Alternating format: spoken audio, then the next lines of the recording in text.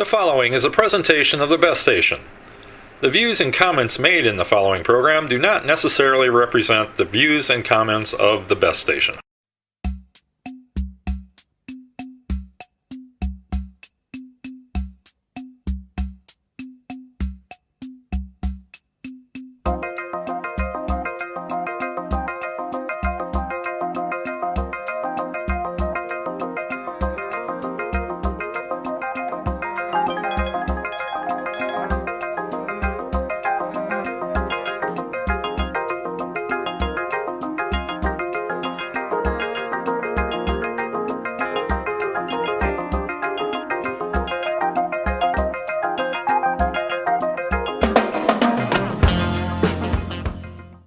Hello, everyone, and welcome to the Fast Pitch Game 16. I'm your co-host, MC Brown. And I am Eric Lindenberg. Welcome, Doctor. How are you doing? I'm doing good. Good. You're looking fairly dapper today yourself. Thank you. We have less than 2 weeks to opening day, sir, and this is a great show. We plugged this last show. We've actually been plugging it for a couple weeks now. Yeah. We're really excited to be talking to Tim Hagerty. Tim Hagerty. Good, close personal friend of yours, right? He is a longtime friend. We worked together in the Arizona Fall League, and Tim has been the El Paso Broadcaster of the Year the last 2 seasons. He's the Padres AAA broadcaster with El Paso Chihuahuas. But this is awesome, man. An author, a great, fun guy to talk to. We're learning a lot more. We're going to plug some stuff for him, but first we're going to let you know, as always, you can reach us at The Fast Pitch MLB on Twitter, Facebook.com/The Fast Pitch. We're on thebeststation.net as always, due to our good personal longtime friend, Craig Best, who allows us the platform to be here. So at Facebook.com/The Best Station, you can also send Craig a message thanking him as well. And we want that great feedback. This is a special show, and we've, after a little bit of break, we're pumping out 15, was just recently, and 16 here quickly, to just kind of give you this kind of spring training feel as we race towards the start of the season. And we're excited to bring you the show. Tim, just to plug him real quick, can also be reached on Twitter, which he has a lot of great stories on, at Miners Team Names. That's on Twitter, where you could tweet him or follow him, obviously, and great stories, as you'll find out in our over 20-minute interview with him. He's also could be found and reached on timhagerty.com. That's with TIMHAGGERTY. One G, excuse me. TimHagerty.com. And you want to let the great fans know. I mean, he's going to talk about a little bit. You mentioned his book. Yeah, he wrote a book called Root for the Home Team, and it is not only a funny book. I read it when it first came out. It's about the origins of minor league team names.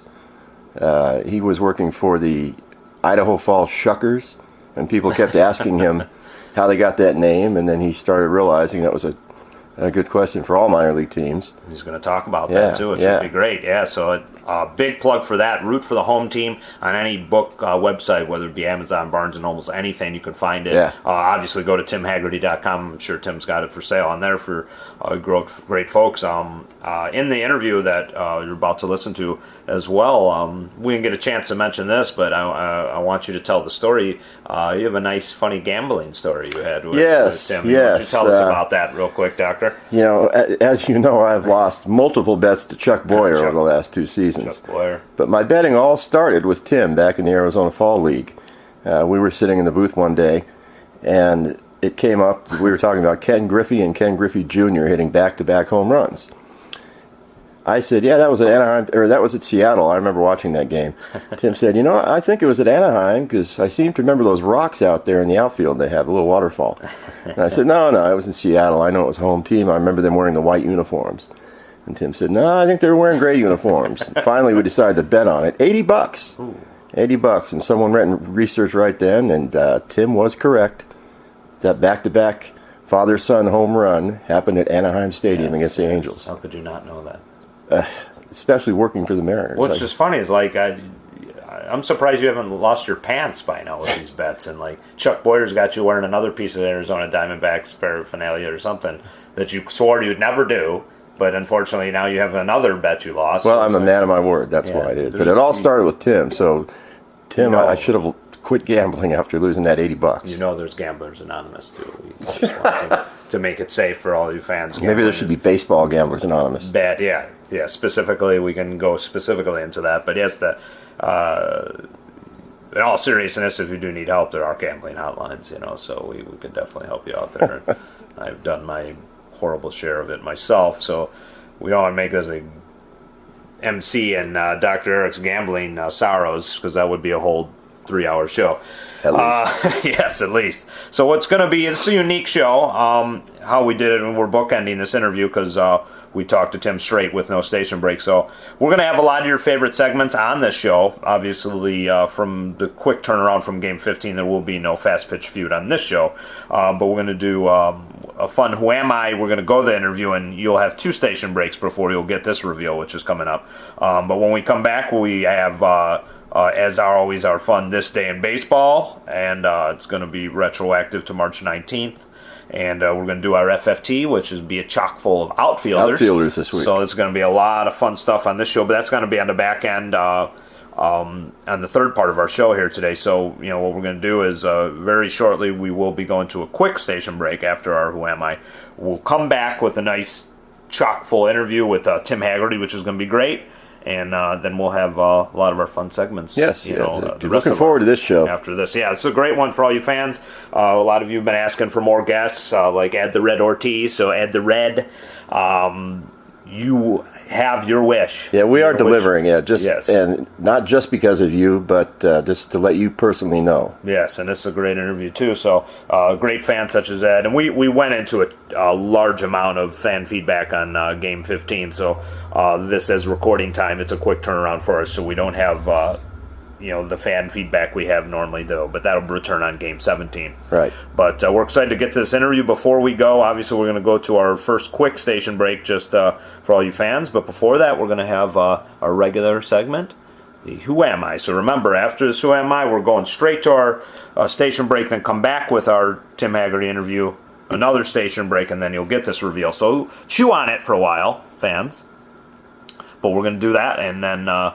station break, and we'll come right back with awesome guest Tim Hagerty. So here it is, Doctor. Who am I? I've played my entire 12-year career with one team. That's not very common anymore. Well, yeah, and I will not mention the team, so how about that? I am a 3-time All-Star, a World Series champion, Silver Slug Award winner, NL MVP, 2-time MLB home run leader, 3-time MLB RBI leader, National League Rookie of the Year, NLCS MVP. I've won the National League Hank Aaron Award. I'm a home run derby champion. I've won the Roberto Clemente Award, and I am a member of the 50 Home Run Club. Wow. Very impressive. There's going to be a lot of people stumped by this one. Yes, and I became the fastest player to reach both the 100 and 200 home run milestones in MLB history. Who am I? We will find out after 2 station breaks. When we come back, it's Tim Hagerty. The Fast Pitch will return in just one moment.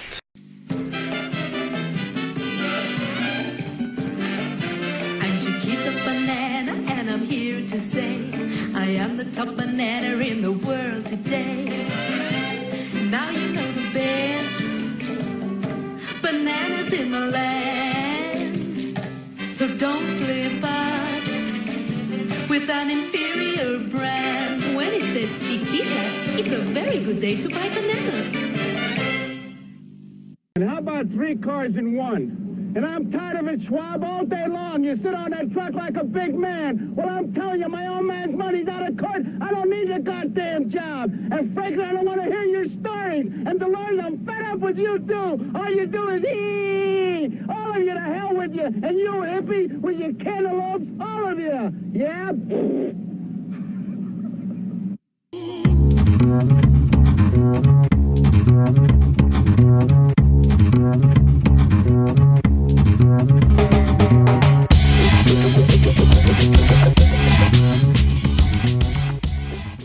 Okay, welcome to the Fast Pitch, Game 16. And we have a very special guest for you today, MC and I.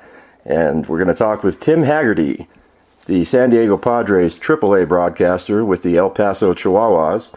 Also the winner of the El Paso Sportscaster of the Year in 2014 and 2015. Welcome, Tim. Thank you. Yeah, you and I met way back in the Arizona Fall League. It must have been about 12 years ago. Was that your first year professionally announcing? It was. Yeah, that was good math, by the way. That was 04. You're exactly right. 12 years ago. I was a broadcaster for the Idaho Falls Chuckers, the Royals affiliate. And down in the lower levels of minor league baseball, sometimes the jobs are seasonal, where much like the players, I got to find a good job for the fall. And I was able to get connected with Steve Cobb in the Arizona Fall League, and that was a great opportunity. Yeah, I remember that, and I have told people over the years, you came in, and I had been with the Fall League about 5 years. You came in there, and they said, this young guy's going to be working, and I'm thinking, well, maybe I can give him some tips. And within a few days, I was asking you for help. That's very nice of you. I don't remember it that way, though. But no, Eric, you were very helpful. I think you are an excellent PA announcer. I remember you doing games at the old Peoria Sports Stadium. Right. And it's funny now, as you mentioned, I'm with the Padres AAA affiliate, so I get to go to that ballpark a couple of days each spring. Oh, that's right. That's, of course, where the Padres have spring training. Hey, Tim, this is MC. It's an honor to talk to you, sir. MC. Yeah, thank you. I wanted to ask you, going back to the Fall League, because we had both worked, myself and Eric, in the booth as well. If there was one memory that stands out to you from doing the Fall League games, or just even spring train or anything in general, what do you have a standout memory that really sticks out to you from your time doing that league or any of the spring training games? Well, for one thing, in the Arizona Fall League, if you look at that 2004 roster, it was full of guys that became Major League stars, which I know is the case every year for the Fall League, but I bet the 04 roster especially, thinking back up the top of my head, Curtis Granderson, Ryan Howard, long list of guys. Russell Martin was there that fall. A lot of time. Definitely a lot of time. I remember one day, as far as other memories, I remember one day there was an Orioles prospect pitcher on the mound at Peoria Stadium. His last name was Stahl. Yeah. And he started a triple play. In fact, Eric, you might have even been in the booth that day. Yes, I was. I remember that. And part of my responsibilities were you'd write a couple of sentence game recap from every Arizona Fall League game. And I'm back at the office that night, and I said to Steve Cobb, the president of the Arizona Fall League, I said, has there ever been a triple play? And he kind of looked through his notes and said, well, I don't see anything on it. Let's make it the first one. So, this was, even in 04, the internet wasn't as thorough when it came to baseball stats as it is now. So we just made that the first triple play in Arizona Fall League history. That's awesome. That's we were there. Great memory, definitely. Let me ask you something, Tim. We've had a pretty long debate going on this show about baseball players' salaries. And we have listeners who keep saying they're paid too much, they make too much money and all that. I have a different take on it, but how do you feel about that? They've really grown, even in the last 3 years compared to 5 years ago. It's amazing. Zach Greinke getting $1 million per start. I think that with them being so high, the part that becomes bothersome is when there's some entitlement. I'm trying to think of some examples here. Today's player, especially the veteran players, have gained such a vote when it comes to things. They have power on decisions that I've even seen a difference in the last 10 years. Give you an example. The San Diego Padres last year brought up El Paso's manager, Pat Murphy, to be the Major League manager. That's right, former for Arizona the second State half of coach. the season. Yeah. Exactly, yeah. And Pat is a good friend. He's the best manager I've ever been around. Most knowledgeable, gets the most out of players. So I don't say this as a criticism, but as an example, just because I follow the Padres so closely. But anyway, last summer, the Padres had this idea that they're going to start Matt Kemp as the leadoff hitter. And Kemp, of course, is normally a middle-of-the-order starter. They were trying to get the offense going, so Matt Kemp is going to hit leadoff. And the quote from Pat Murphy was, I brought him into the office, I looked this man in the eye, and I asked him what he thought about batting leadoff. And that's how baseball is these days. The players have approval on things. And that's not, that Pat Murphy, every manager does that now is what I mean. Wow. And it made me think, you know what? These players are making, in some cases, thousands of dollars a week. I mean, in some cases, they get $1 million per paycheck. Yes. Shouldn't they bat where the manager tells them to bat? I mean, why do we seek their approval on things? So that's what I thought of when you asked me about salaries. Obviously, baseball is making tremendous amounts of money, and some of that is going to the players. Yes. But to me, if I'm paying a guy, they're going to do as they're told, right? Right. And speaking of Pat Murphy, he would never have allowed that kind of thing at Arizona State University when he was a coach. Another example, you remember that tough article on Matt Williams? And Matt Williams is another manager that I covered in the minor leagues. He was the manager at AA Mobile when I was there. Yes. And there was this article last fall, long, extensive, I think the Washington Post put it out, about what went wrong in Washington. And one of the stories was Jason Worth one day thought he should be playing. He wasn't playing, and he ripped the lineup card off the wall and brought it into the manager's office. And this article, actually, the reaction seemed to be that Matt Williams was too uptight. It was an article that was critical of Williams. But I'm sitting there reading this article and saying, a player rips the lineup card off the wall that a major league manager put up there. And I don't know the whole story, but to me that seems so disrespectful. It's like, I think maybe like with the high salaries, maybe players, there's a little bit more entitlement than there was even 10 years ago. Yes. Just my take, I don't know. Yes, well, that's something we hadn't even thought of before. Yeah, you can't feel like you're bigger than your coaches and your manager or your team. Or the game. Yeah, you have to, like you were saying, Tim, they got to do what the manager's telling them to do. Ultimately, there's still the pecking order no matter what it's not going by what you're getting paid on the field. The manager was hired to do a job, and he can't have any restrictions by the guys that are supposed to be doing what he's telling them to do. Absolutely. I mean, the manager is the leader of your team. As you guys know, being around the ballpark, it's like everything is through the manager. Right. When it comes to the uniform personnel. And I hope that continues to be the case. Yes. Do you feel, wanted to take this time to mention, you have a newborn son that we heard. We want to congratulate you on that. Thank you. We want to mention, as he gets older, and you would, obviously you would take your family to a ball game. Does the salaries and the escalating ticket prices we've seen too? I use Chicago as an example, obviously, because of the renovations, everything. Does that concern you, being able to afford to take your family to a game, or do you have friends that you would feel like is that something you've heard discussions up in arms about families being able to afford to even sit at a decent seat in these ballparks? Is that something that if you were to take your family to a game, is that something that you see as a big problem in the game? Well, I think that in our AAA world, for one thing, that exact thing is why minor league baseball thrives. Yeah. Last year, minor league baseball put out a survey. They added up everything: family for tickets, parking, concessions, a souvenir, and they got back in their car with all of that, and they paid an average of something like $65.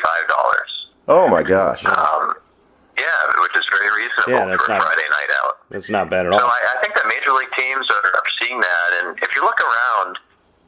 While the average ticket price is perhaps unreasonable, I think Major League Parks are doing a good job of offering some ticket specials. Off the top of my head, I remember when I lived in Tucson seeing Diamondbacks commercials, and I don't want to pretend to know the exact rate now, but you could get into a game for under $10 a ticket on certain nights and certain sections. So even if you have to hunt a little bit more to get that affordable ticket, it's good to see that teams are recognizing that's so important to be able to get families in, and people that aren't necessarily wealthy are able to come to the games. Yeah, and the Arizona Diamondbacks still do that.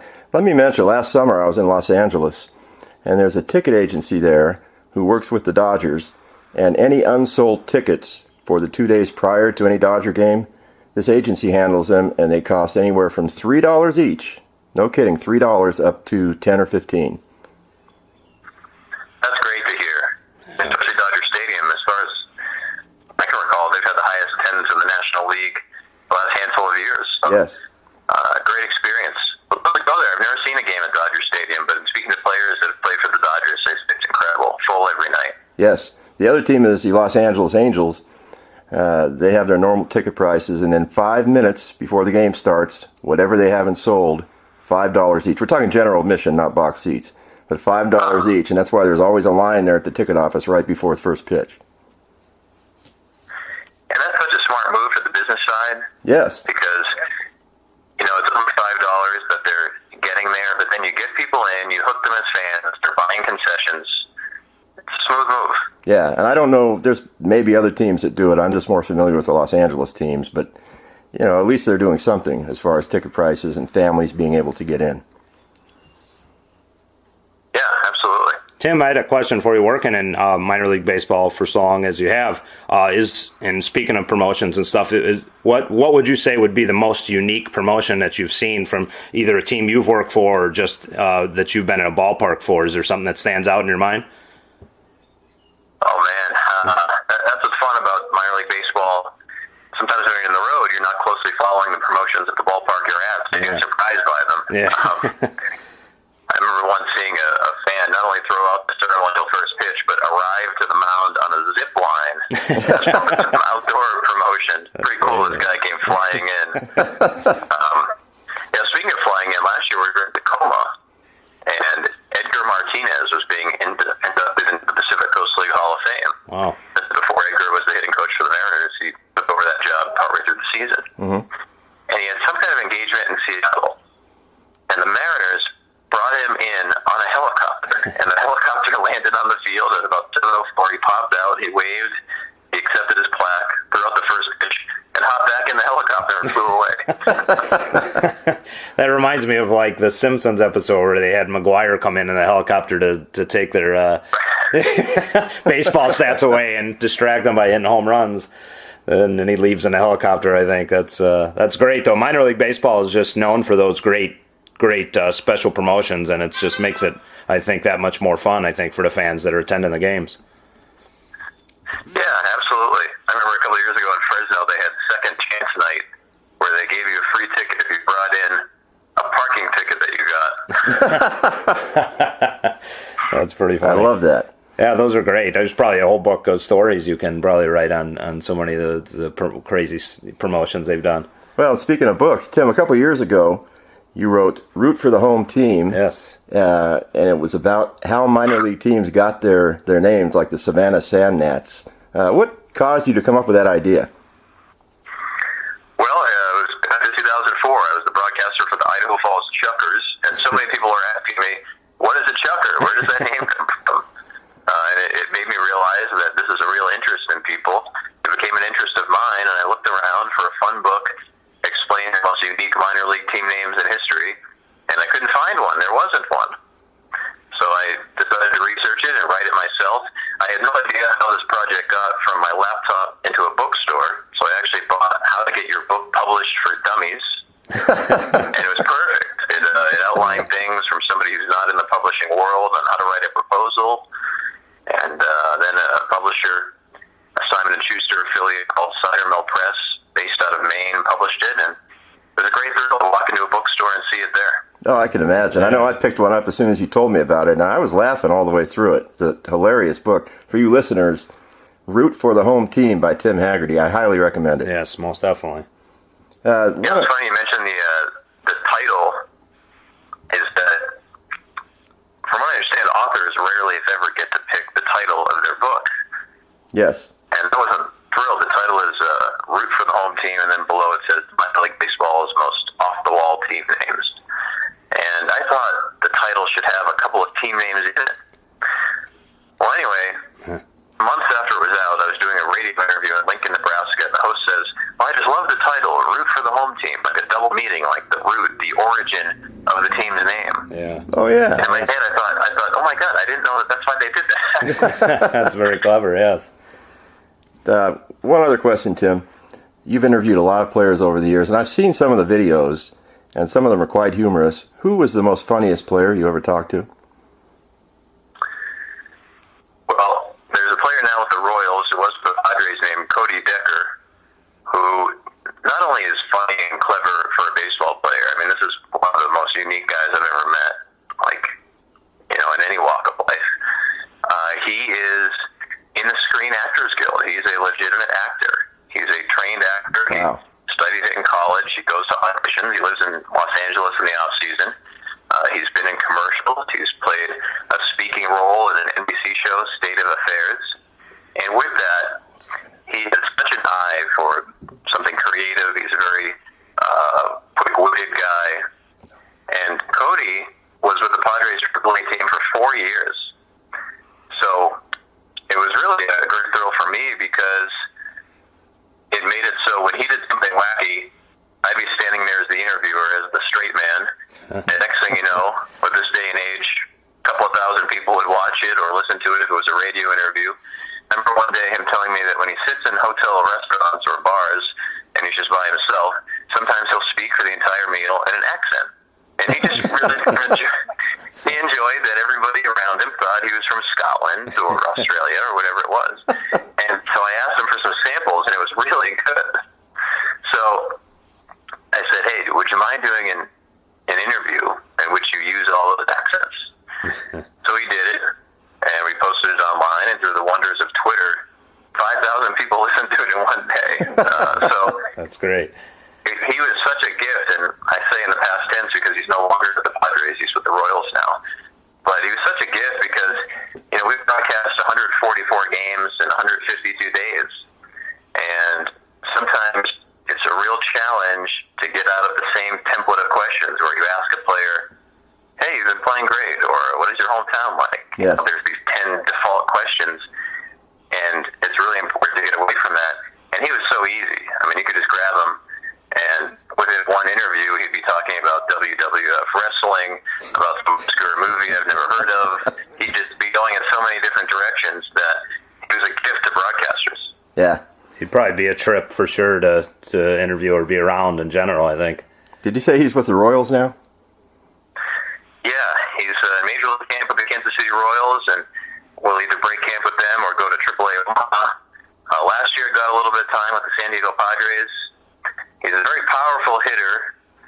The issue's always been defensively. He's a solid defensive player, but he's just not somebody that has the other athletic tools that will make you stand out. He's not necessarily a fast runner or a great throwing arm, but he's one of the most powerful hitters in the Padres organization. He's hit more minor league homers than anybody ever for San Diego Padres affiliates in his career. So he does what some people believe to be the most important thing, and that is hit for power, because it's the winner in today's game. Right. Does that well. So he's in his late 20s now. I think you'll see him get bits and pieces of Major League time over the next handful of years. And, who knows? There are examples of players that don't really stick in the majors until their late 20s or even early 30s. So maybe he'll be one of those. That'd be great for him. Sounds like an entertaining guy, so we need more of those in the major leagues. For sure. Tell me about the sporting news articles you write every week. Yeah, it was a nice opportunity. Through the research of a quick book about minor league team names, one of the editors for the book said, well, I think we needed a fun story for every minor league team that you're featuring in here. So when searching for that, I came across some great ones. I remember reading an article from the early 1900s that a Texas League game had to be postponed when a wild bull got loose on the field.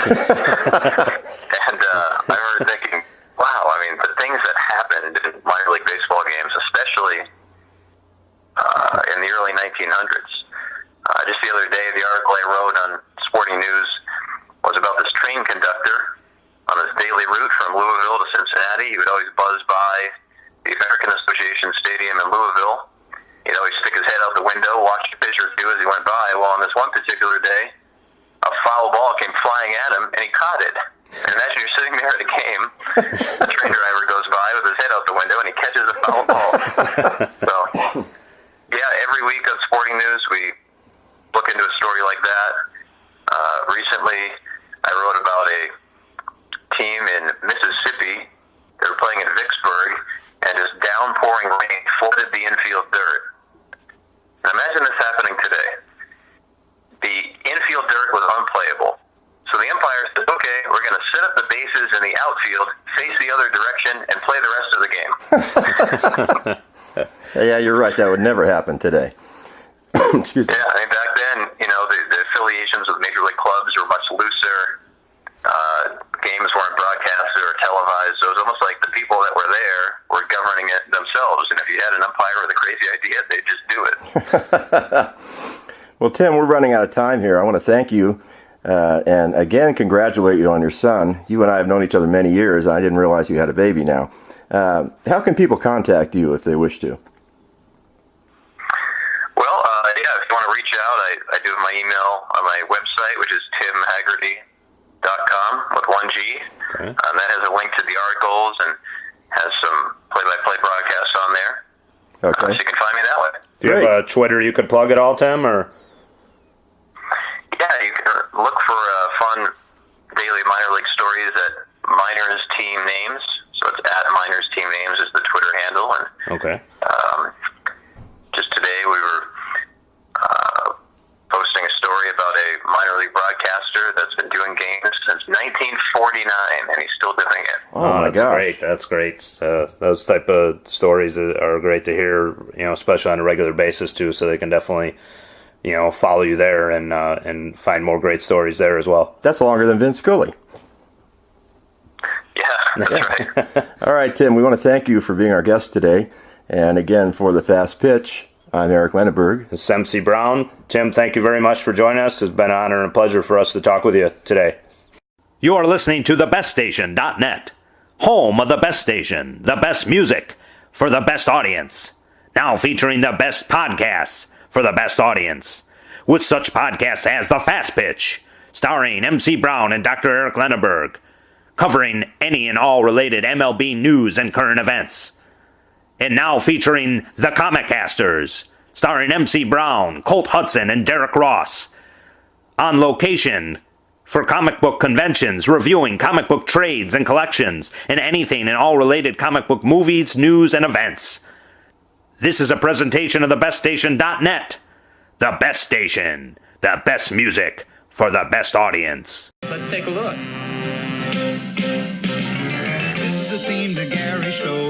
The theme to Gary Show. Gary called me up and asked if I would write his theme song. I'm almost halfway finished. How do you like it so far? How do you like the theme to Gary Show? This is the theme to Gary Show. The opening theme to Gary Show. This is the music that you hear as you watch the credits.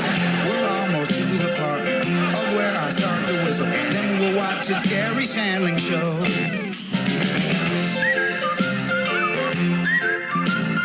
This was the theme to Gary Shandling Show.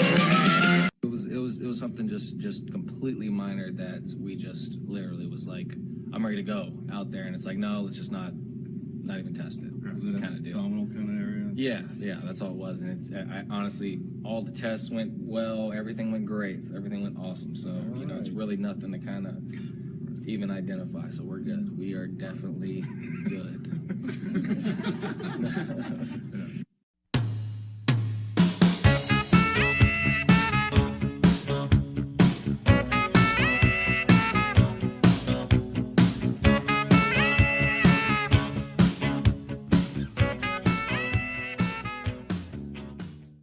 And we are back after our second station break. Before we get into talking about our great interview, the one you great fans just heard with Tim Hagerty, we have a promised Who Am I reveal, Dr. Eric. And this is a tough one. I've been sitting here trying to figure it out because, so our listeners know, you don't tell me who it is every week. So I try not to and keep you in the dark, as I should. So in all seriousness, the Who Am I reveal. So it is none other. He's played his entire 12-year career with one team, and that would be the Philadelphia Phillies. And, this kind of ties into 2004 Arizona Fall League, which Tim was discussing during our interview. And this gentleman was in there, and I believe Tim mentioned him briefly, and that is none other than Philadelphia first baseman Ryan Howard. Ryan Howard. And this gentleman, three-time All-Star in 2006, 2009, 2010, obviously World Series champion in 2008. Silver Slugger was in 2006. His NL MVP was in that same 2006 season. He won. He was a home run leader in 2006 as well, along with the RBI leader, of course. 08 and 09, he was the home run and MLB RBI leader. which he also got in 2009. Rookie of the Year was he came up in September call-up of 2004, won the 2004. Rookie of the Year in 2005. And he tore it up in the Arizona Fall League. Yes, he when did. Tim and I were working together there. I believe he was right up there, if not the I think he was. leader. He was. And I think he won the MVP. I can't remember. No, but it was Chris Shelton. Oh, it was the great Chris Shelton. Yes. Blast from the past to you, yes. If it would have been anybody else, it may have been Ryan Howard. Yeah, Shelton, unfortunately, didn't have the career like Howard has. Hank Aaron Award, Roberto Clemente Award. This is a guy, I believe he's done a lot of great charity work in Philadelphia, if I'm not mistaken. Which makes it that much more disappointing, and this is something we talked about in previous shows with that Al Jazeera lawsuit he has against them, because basically that's a defamation of character. It is, and don't have me go off on Al Jazeera again. Let me just say that they have no business talking about Major League Baseball. They know nothing about it. They're halfway across the world. They were doing it for ratings, I guarantee you. Hopefully it gets resolved soon. I know Ryan Howard and his family's got a lawsuit against them. Just some more interesting facts before we talk about our interview with Tim Hagerty was Ryan Howard has a twin, which I didn't know. I didn't know that either. Too. And it was so amazing and that he hit those home run milestones, 100 in 2007, which was, like I said, he won the Rookie of the Year, so it was 05, 06, and then in his third, full season, he hit 100, and then 2 years later he hit 200. So that's real super quick. Was that the fastest ever? Yes, in MLB history, and when we mentioned that as a clue, but ever since since 2009, he's only hit 157 more. So right now he stands at 357 homers, which is insane because his pace was. You would think he would have been all-time home run. Yeah, he was on a pace for 800. Yeah, and wow, and which is sad because I think there is rumors I think going this year like he'd be fighting a platoon possibly, and that is kind of sad. But he has had occasional injury, but it's impressive stats over a career. So almost like Hall of Fame numbers here. But yeah, definitely. Just so we can move on from that way, impressive. Ryan Howard was our Who Am I of the week here, so. Let's get into this interview we're talking about, which is a cool thing because we have the platform here to talk a little bit about the interview afterwards for our great fans. He had some great stories, like that zip line story for the first pitch. And Edgar Martinez flying a helicopter staying 5 minutes and leaving. Insane stories here. And Tim is that book I definitely want to read. I know you have read it, Root for the Home Team, so I look forward to reading that. But yeah, a lot of great minor league stories, and Tim is definitely like a champion for these great teams and stuff too, and he had a great story with Cody Decker talking about his most favorite. I actually saw that interview online back when it happened, and I was laughing hard about that. If we can get a link and we can find it for our listeners, we'll try to post it on the Fast Pitch Facebook page for you guys. And he had an interesting and unique look at salaries that we've been talking about, very unique. So and a good point of view he had. He made me think of some things that hadn't occurred to me before. Yeah, the entitlement Tim kept talking about, which is right. It's unfortunately not just in major leagues. I think it's just a lot of young people in general, just like the entitlement factor. And we've talked about that before. Tearing up lineup sheets was talking about. Jason Worth was, and just those things with, I think, Evan and the Padres, I think he was saying, like, was it Kemp? Matt Kemp. Matt Kemp being asked if he didn't mind being asked. Yeah, that's just insane, crazy. But yeah, a lot of great stories there, and the train conductor story I laugh at, with the train conductor getting the foul ball, and that was cool. The triple play, I was there when that happened. So as soon as he mentioned it, I said, "Oh yeah, I remember that." Yeah, anytime you can see a triple play, it's got to be they're so rare. Yeah, and rare. So yeah, this was a great interview and enjoyed it. Something I want to bring up when we were talking to him is you had mentioned Zach Greinke being very hard to talk to. We want to hear some words from you on this. So tell us about this. You've done some interviews, obviously, for this spring for the MLB Network, and we talked about this off the air. Yeah, but Zach Greinke, it's been said, will not give interviews, will not talk to reporters. Why? Why do you think this is? I'm not sure, because I don't remember him ever getting burned by anyone. But he was this way when he was with the Brewers, when Craig Best and I worked for the Brewers. Yeah. But he's here in Arizona, training with Diamondbacks. He had a great year last year. He's, as Tim mentioned, he's getting $1 million a start. He should talk to the media. So I approached him, and he saw my microphone, and he gave me a look as though he was about to kill me. Oh, wow. And so the only like a Fergie Jenkins look, that's the only thing I can compare it to is the look I got from Ferguson Jenkins last spring when I took his photo. And fans are interested. I'll post that picture of Fergie because it's... We need you to get a picture of Zach Greinke looking at you like that, so you can just have a collection of these death stares that you're getting now, much like the death stares you would probably get if you ever encountered Casimir Girl 26, that she probably would be giving you and burning a hole through you. She'd be burning a hole through me, literally, probably with a stake. But what I find is baffling is that you're a champion for Zach Greinke in this 2015 Cy Young Award winner, yet he's spurning you here, and you were like his biggest supporter, then saying, "Oh, you needed to win the Cy Young," and then like now this man won't even give you the time of day. It's a new season. He's with a different team, and so my whole outlook on it is different. Maybe you should just put that to rest, even though I brought it up. Is that you need to just say, "Hey, yeah, Jake Arrieta was the better pitcher. This unfriendly Cy Young Award runner-up." Needs to just go to his new team. Well, you know what I really think, and I should have mentioned this before.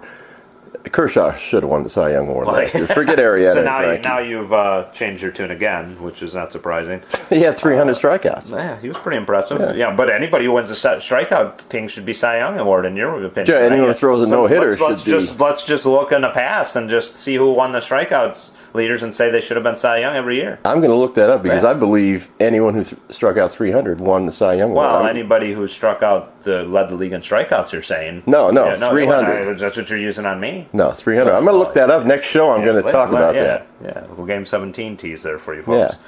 Yeah. So that was a fun interview. So we look forward to more great guests like Tim Hagerty, and we are going to have more guests for you, and we don't want Ed the Red Ortiz pounding on our door telling us we have to. Right, we're going to surprise you with the next one. So, we'll be bringing these to you semi-regularly. So it was a great interview with Tim, and we want to just get into a couple of our regular segments here, Doctor. Yes. And obviously, away we go. We're going to be jumping into first, of course, which is our great This Day in Baseball. So as we go in there, we're going to set this one up. And this day, wow, I think a lot of things happened on this day. Yes.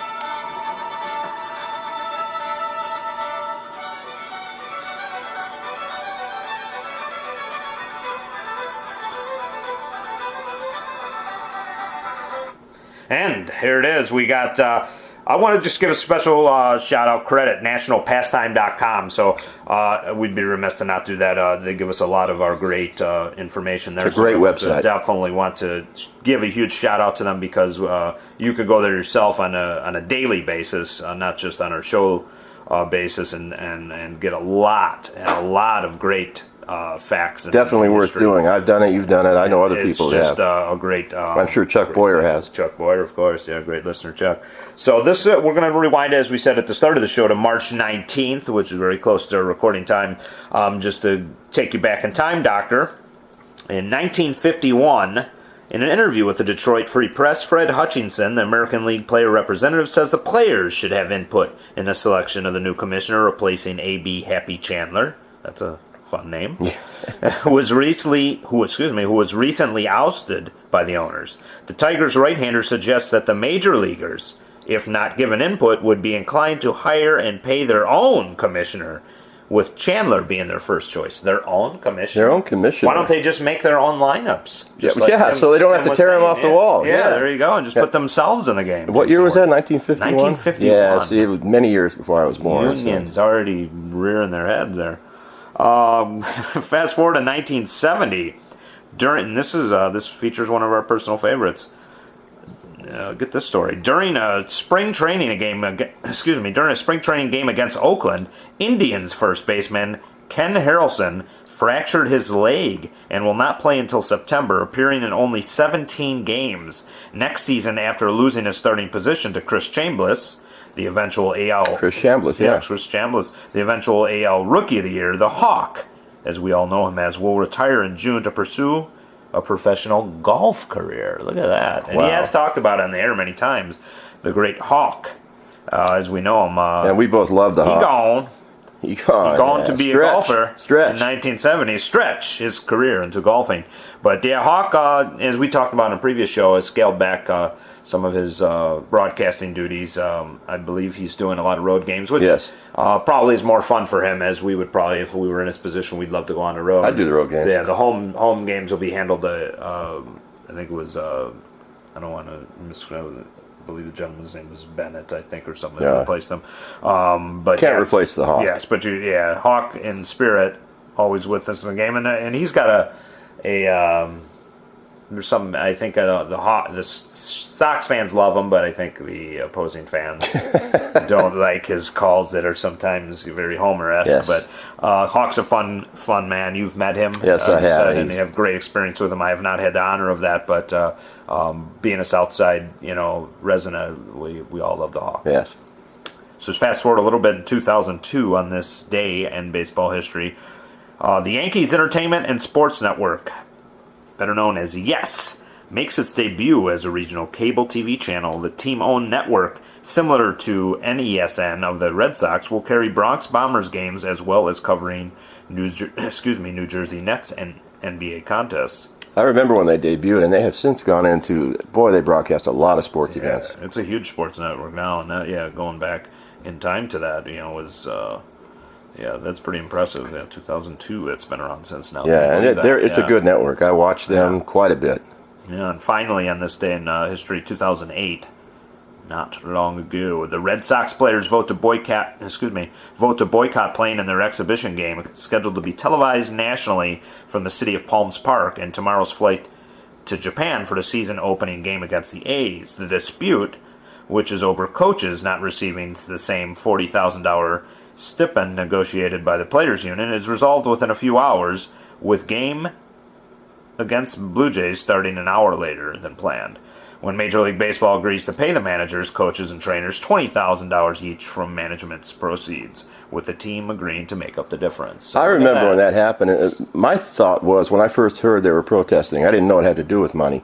I thought they didn't want to play that game and then immediately jump on a plane to Japan for a game. Yeah, I mean, seemingly that's what they would you would think from that, because basically, any excuse to not go that far for a baseball game if you're in there is pretty crazy. But it is interesting, But the cool thing is, and we talked about this, tie it back to Tim like that, is a lot of times we do here on the Fast Pitch, is he talked about the coaches and not getting that pecking order respect, the level of respect they should. But the players here, the Red Sox, voted the boycott, and in response and in favor of the coaches, in support of them. Yes, excuse me. But that was what year? That was 2008. Things have changed. Well, it's only 8 years ago. Things have changed a little bit. 2008. That was, you turned 50 that year, didn't you? 50. That would make you like 150. Wouldn't it? We're immortal on the Fast Pitch. But that was our last one, and there are some great ones here. I mean, a lot of the times, we don't know what we're going to get from these. And as I said, we, special credit and shout out to nationalpastime.com. You can go there every day, as me and the doctor most of the time do, and we just like to just take a trip down memory lane. Yes. So that's always a staple here on the Fast Pitch. And as we go into our final special segment we have here, and it's you ready for a nice warm cup of F15, my friend? I am. I've been missing it. Yes. So the fun thing on this one is we're racing towards the start of the season. Last show we did shortstops. This show, as promised, we're doing outfielders. So the cool thing is on this is, as always, we bust down the top guys that we're looking at coming into the fantasy league. And as we teased last show, basically the winner of our current running, because obviously it's not going to be decided until Game 17, the current contest allows a special Fast Pitch listener to get the final spot in our special debuting Fast Pitch Fantasy League. This is an awesome league setup where it's not traditionally your hard need to be on your nose to the sheet every day. This is, you play your whole team. If you can't make the draft and you win, your team's going to be drafted. So you're going to be on the dime of myself and the doctor. You're in this spot. You got the last spot in our league. We're going to track your progress. Right. That's going to be the fun thing. I want to repeat what he just said. No cost to you. Yes. Everybody else is paying, and there's a prize. Yeah. You win this, and there's a prize. There's a special prize. Cash just as prize. a thank you, yes, to all of you. And that's. We hope you win. If we don't, and it's basically you are going to benefit from this now. You have almost insider knowledge here with myself and the doctor. We're giving you, if you rewind, go to thebeststation.net, go to the archive shows, you'll get every single position. So if you're going to do your draft, which we hope you do, whoever wins this, you're gonna know the stuff that we know, and it's going to be fun. So we're going to bust down outfielders on this show, and as always, we look forward to this. What FFT is going to turn into is going to be our fast pitch fantasy league segment, and that's what we will track. Every show we'll track what's going on in the league, and it's a standings league. Basically, you got to you win your head to head, and then match up to there, which is going to be fun, and it's going to be fun. I look forward to it. And you know what? I didn't realize how many listeners we have that follow fantasy and play fantasy baseball. Seth Swirsky. Even our great guest, Seth Swirsky. He mentioned it. Yes. Yeah, it would be cool to be in a league one day with Seth. So the cool thing is here is we're promising that one spot, and we want you guys to be following along. And it's going to be a fun segment. This what FFT will turn into, and throughout all season long, this is going to be a great thing. So definitely, as we mentioned last show, and we got into specifics, definitely. By game 18, there will be a winner, and you need to name your team, and we'll give you all the details, and we'll get a hold of that great listener too. So you got time as of this show right now, as we're recording this. You're going to have time to make sure you do your diligence on the fast pitch feud. Right. So no fast pitch feud, obviously, on this show, but it will be returned with that great reveal on game 17. So let's get into this one, Doctor. Who you got at the top of your list? I don't think there's any question. Mike Trout. Yes, and right there, which obviously depending on your love or not for Trout, is Bryce Harper. Bryce Harper's got to be right up there with him. MVP. And just briefly, Tim Hagerty in the interview talks about the Arizona Fall League. Yes, sir. And where he and I first became acquainted. And Mike Trout and Bryce Harper were on the same Fall League team in 2011, the Scottsdale Scorpions. Can you imagine that outfield? Imagine those guys on the same team is just incredible. Yeah, definitely. You can't go wrong with either one of those as your outfielder. There's been strategies where you're looking in the past, and we're here to give you that knowledge. We're not here to withhold anything. Like 2 years ago, I took outfielders 3 out of my first 4 picks.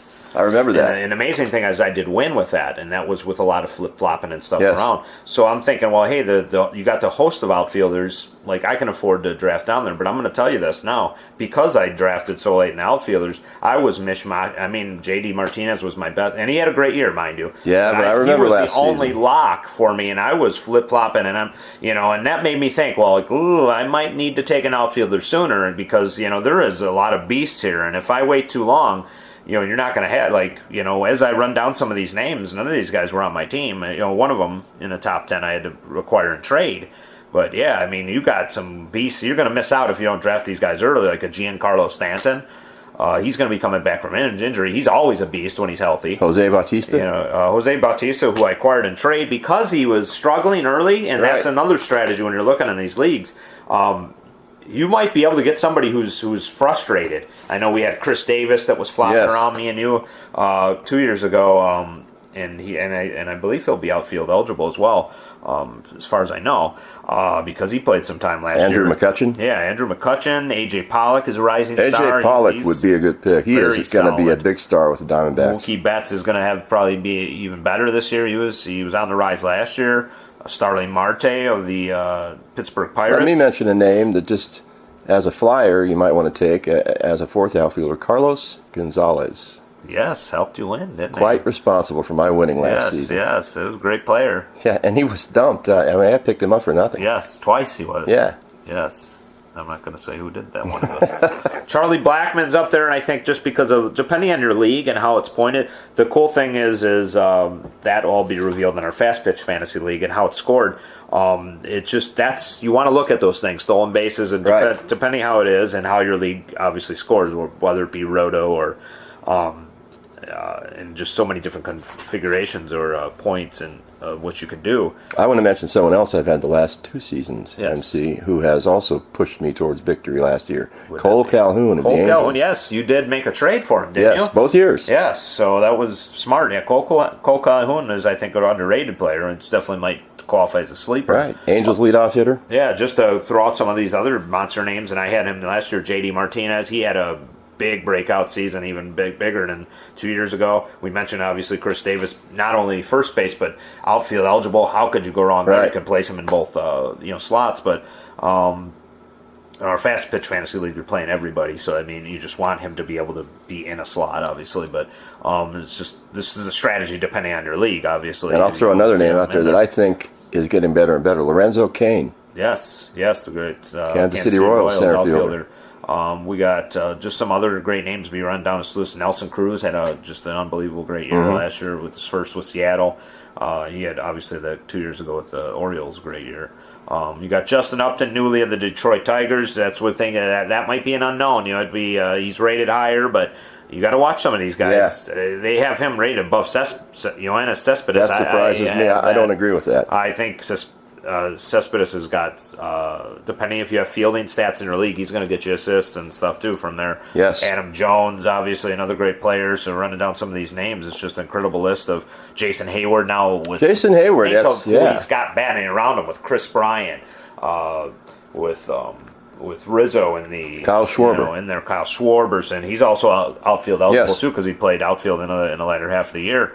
And it's Anthony Rizzo is first name I was going to think of with first base. He's just going to have a great amount of RBI chances too, and you want to take a look at Hayward. Right. And as Carlos Gomez had a kind of down year, but the other funny thing is too is that same Chris Bryant. He is outfield and third base. That surprises eligible. me. He'd be a good grab for that reason. Yeah, that would definitely be. Puig is in there, and you might not agree too much with them because you're not a fan of him, even though he's on your Dodgers team.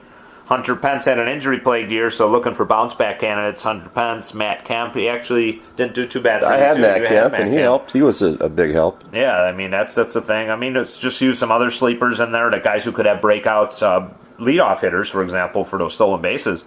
Guys like Gregory Polanco, Adam Eaton, those guys hopefully on the rise. You got kind of solid guys. Shin-Soo Choo actually had a bounce-back year last year. 2 years ago, he was terrible for me. Yeah, but I think these guys are second tier right here. Yeah, well, they got Cole Calhoun in there. This would be like the sleeper tier, maybe, I would think. Cole Calhoun is someone to pick. Yeah, scary thing is Hanley Ramirez, but I don't know. He's been rumored to play first base, and I don't know how ESPN or some of these other leagues are already giving him that eligibility. He probably will be eventually, but he hasn't played that yet. But that's I think the slot for him. But he's currently outfield because of last year. Brett Gardner. I mean, some of these players, it's just going to depend. I mean, bounce back candidate too. That I'm thinking that I don't see him on the list is at least in the current list I'm looking at was the go back for a bounce back guy. The Indians.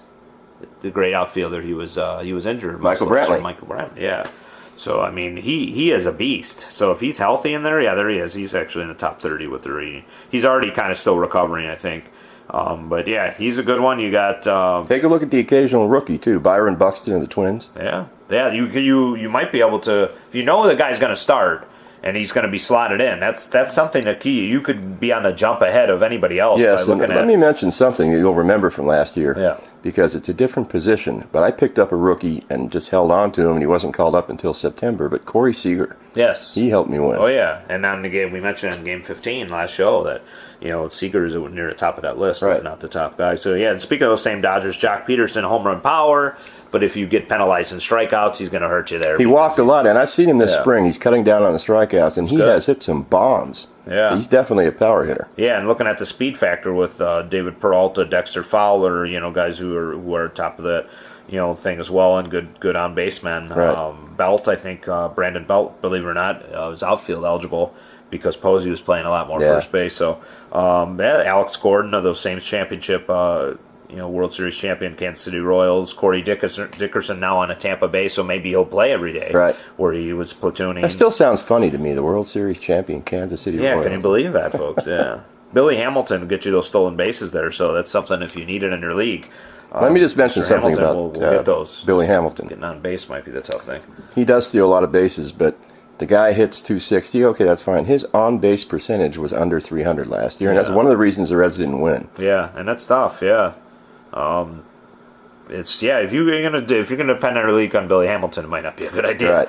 Right. Just rounding out some of these other, throwing some names out who are dual eligible. You got Ben Zobrist, who obviously is going to be the Chicago Cubs second baseman, but you could put him out there and get assists from the outfield. And he plays position. outfield. He did at least. Yeah, so that's just looking at that, and just a lot of different names. You got Chris Davis on Oakland now, so he'll be joining Josh Reddick out there. Jay Bruce, who actually they have rated a lot lower. Jay Bruce actually produced. Yes. Decent enough. I know Votto was the main guy there, but Bruce wasn't as bad, I think, as you'd first imagine.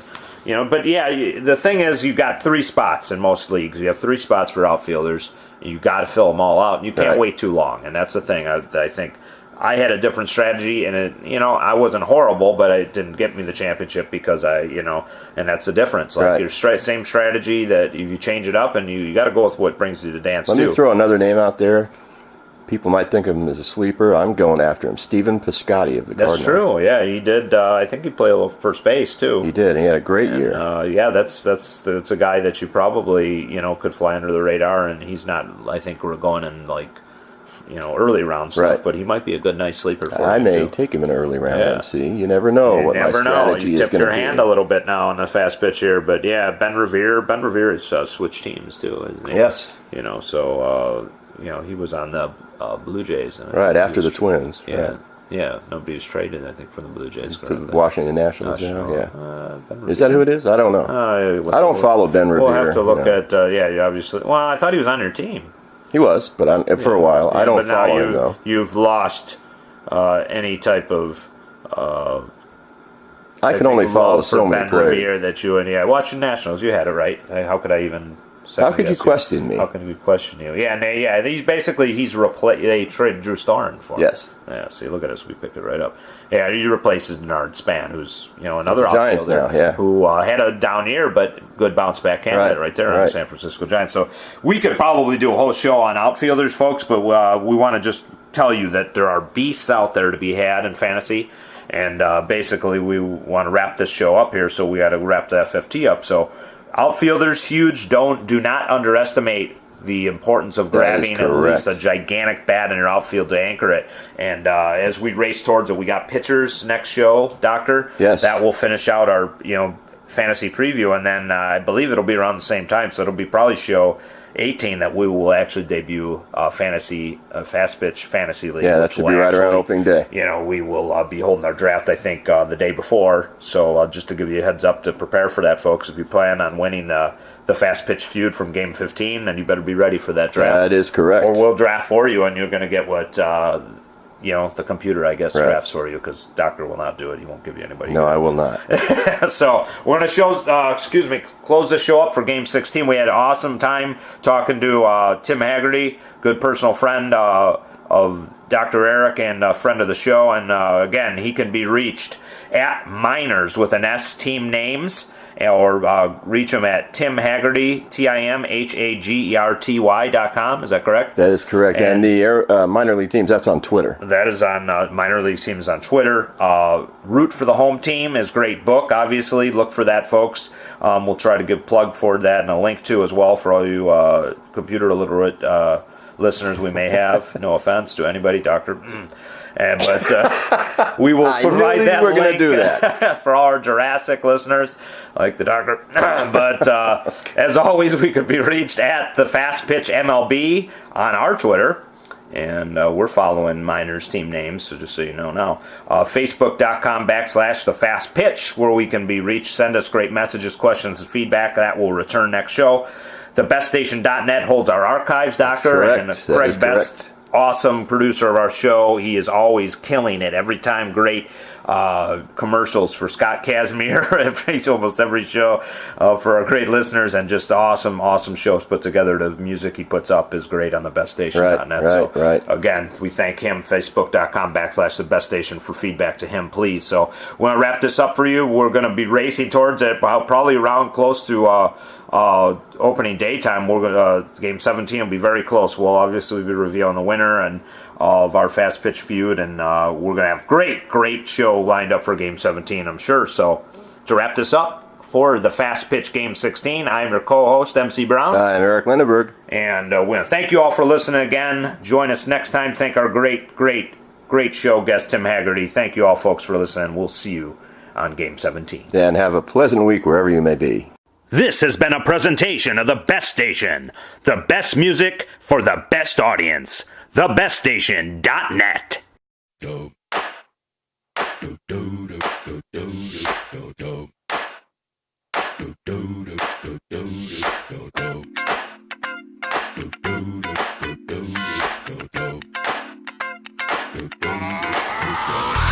This is that ice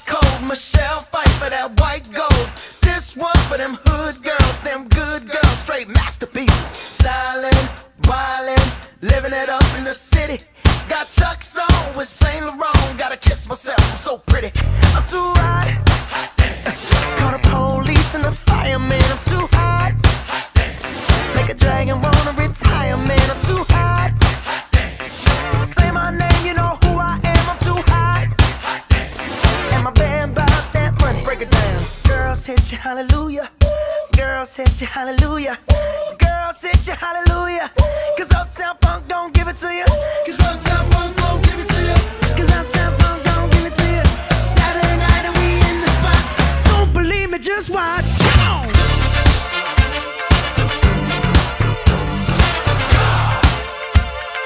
Don't believe me, just watch.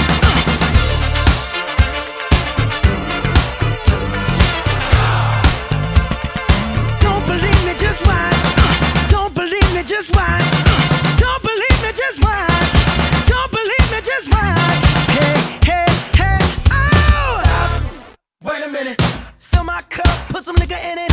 Take a sip, sign the check. Julio, get the stretch. Right to Harlem, Hollywood, Jackson, Mississippi. If we show up, we gon' show out. Smoother than a fresh drop. Skip it. I'm too hot. Call the police and the fireman. I'm too hot. Make a dragon wanna retire, man. I'm too hot. Bitch, say my name, you know who I am. I'm too hot. And my band bought that money. Break it down. Girls hit you, hallelujah. Girls hit you, hallelujah. Girls hit you, hallelujah. Cause Uptown Funk don't give it to you. Cause Uptown Funk don't give it to you. Cause Uptown Funk don't give it to you. Saturday night and we in the spot. Don't believe me, just watch.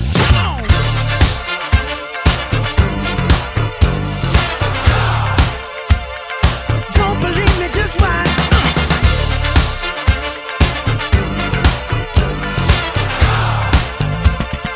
Don't believe me, just watch. Don't believe me, just watch. Don't believe me, just watch. Don't believe me, just watch. Hey, hey, hey, oh! Before we leave, let me tell y'all a little something. Uptown, funk you up. Uptown, funk you up. Uptown, funk you up. Uptown, funk you up. I said uptown, funk you up. Uptown, funk you up. Uptown, funk you up. Uptown, funk you up. Come on, dance, jump on it. If you sexed and flown it, if you freaked dead and own it,